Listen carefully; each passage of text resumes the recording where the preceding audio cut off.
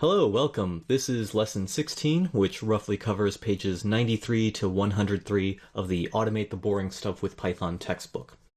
So lists aren't the only data types that represent ordered sequences of values. For example, strings and lists are actually similar if you consider a string to be a list of single character strings. In fact, you can even see that by passing a string to the list function to convert it to a list. Many of the things that you can do with lists, you can also do with strings. Indexing, slicing, using them with a for loop, the len function, the in and not in operators. Let's see, if I have a string stored in name, I can use indexing to pick out single individual characters from that, or slices to pick out multiple characters. I can use negative indexes. I can even use the in and not in operators. So zo in name will reply with true, whereas xxx in name will evaluate to false. And even something like for letter in name, I can then print that out. But lists and strings are different in an important way. A list value is a mutable data type. It can have values added, removed, or changed. However, a string value is immutable. It cannot be changed. This is why if you have something like Sophie the cat stored in a string, you can use indexing to access a letter from that string, but you can't reassign letters in that string. Python will give you an error message. Remember, strings in Python are immutable. They can't be changed. The proper way to modify a string is to create a new string using slices. So if I have a string Sophie a cat, and I wanted to change that to Sophie the cat, what I would have to do is create a new string, and I'll just store that in a new variable called new name. And I'll have to use slices to pick out the parts of the old string that I want. So I want 0 to 7, and I'll concatenate that with this string the, and then have the parts after that that I want. So 0 to 7 and then 8 to 12 will leave out this letter A, and it replaces it effectively with that string the. Now this might seem a bit overly complicated. It'd be nice if Python just let you change this, but there's an important difference between mutable and immutable values in Python.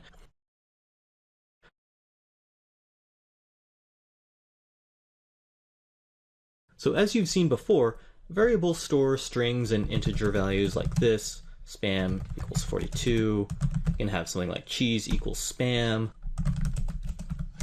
Maybe update spam variable.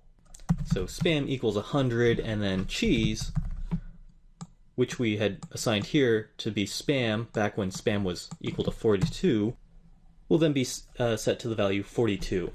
This is basically just, whatever value this expression evaluates to is the value that gets copied into the cheese variable. But lists don't quite work this way. When you assign a list to a variable, you're actually assigning a list reference to the variable. And a reference is a value that points to some bit of data like a list. Here's some code in the interactive shell that'll make this distinction easier to understand. Say I have a variable spam, which contains this list of integers, just 0 to 5.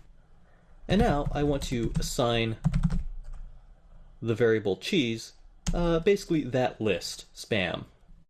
This is pretty similar to what we did up here with the integers. And now let's say I'm going to change the item at index 1 in cheese to hello. And so we can see what cheese is now set to. This makes a lot of sense. We had assigned cheese this list, and then we just changed that so that hello string was in index 1. But here's something that's really weird. If we look at the spam variable, it's also been changed. We never had spam1 equals hello. We only modified this cheese variable. So why is spam being modified as well? And this is because when you assigned this list value to spam, Python created this list and it's in the computer's memory, but it assigned a reference to this list to spam. So what this expression here evaluates to is a reference that gets copied to cheese. But even though we have two separate references, they're referencing the same list, which is why when you modify the list that's referred to by cheese, you're also modifying the list that is referred to by spam, because they're the same list.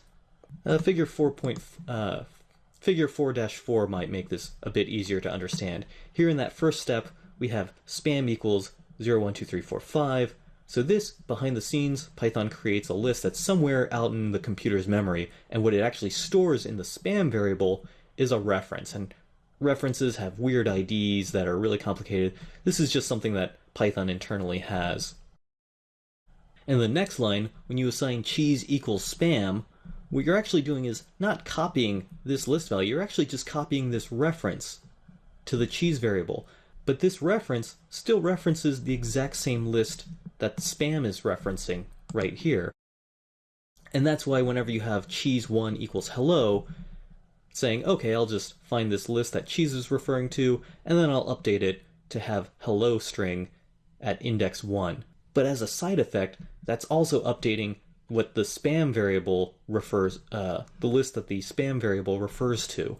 Now this can cause all sorts of weird little subtle bugs in your code if you don't remember that that variables don't contain lists per se, they just contain references to the list. In fact, any immutable value isn't actually stored inside of a variable. This doesn't apply just to lists, it applies to any mutable value. You don't store mutable values inside the variable. What you're really storing inside the variable is a reference to that mutable value.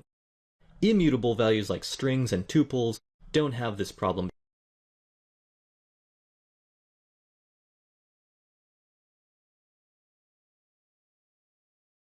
So let me bring up one case where this could lead to bugs if you don't have a clear understanding of what's happening with references. I'm going to open up a new file editor and enter this program. We have a function called eggs. It takes, I don't know, some parameter that will be a list. And we'll just call the append list method. So essentially this eggs function doesn't do anything really except just call the append method. So let's have a list that we store in a variable called spam 123, and then let's pass it to spam. Now if you remember from our previous lesson about global and local scopes, you might think, oh right, whenever we pass a value to some function like this, that's just copying it to the parameter which exists inside the local scope of this function. So after this function returns, this some parameter local variable will get destroyed, and all the changes that are made to it are also gone with it. But that's actually not is what happens here. We can print out spam, just save this as example.py. When we print this out, it looks like this spam list, the changes that we make to it inside this function are actually reflected even outside the function. So here in this print function call that's in the global scope, it's still seeing the change that was made to this parameter in the local scope, and that's kind of weird. But let's think about this. Spam stores a reference to this list variable, and then when we pass a copy of that reference to assign it to some parameter. This is just like when we had spam and cheese right here. So this some parameter variable, in fact let's just call this cheese to make it look like our previous example. So the reference here refers to the same list as this global spam variable. So even though it's true that the cheese variable gets destroyed after this function returns, but since it was making a change to the same list that spam refers to, the changes in spam are reflected outside of the function. So if you don't really understand references and what's going on, this can lead to all sorts of weird bugs where you're thinking like, oh, that's weird. I thought that print spam would just print out 1, 2, 3 because I don't make any changes to it except inside this local scope, which should just be contained to that function. So just remember that for mutable data types such as lists, you're actually storing a reference to that list inside of a variable, and then when you call a function or do an assignment, you're actually copying a reference to it, so it's actually referring to the same list. And any method calls or things that you do that modify that list in place, such as the append or insert or remove methods, are going to be operating on that particular list. So you might ask, okay, I see that we have mutable and immutable data types, and those are important because of references, and those are important because if we don't understand that, it could lead to having these weird, unexpected bugs pop up in our code. But why does Python have this whole complicated reference system to begin with? And, well, you have to consider, lists can be huge. In our code right here, it just has 3 integers. That's only a few bytes of your computer's memory.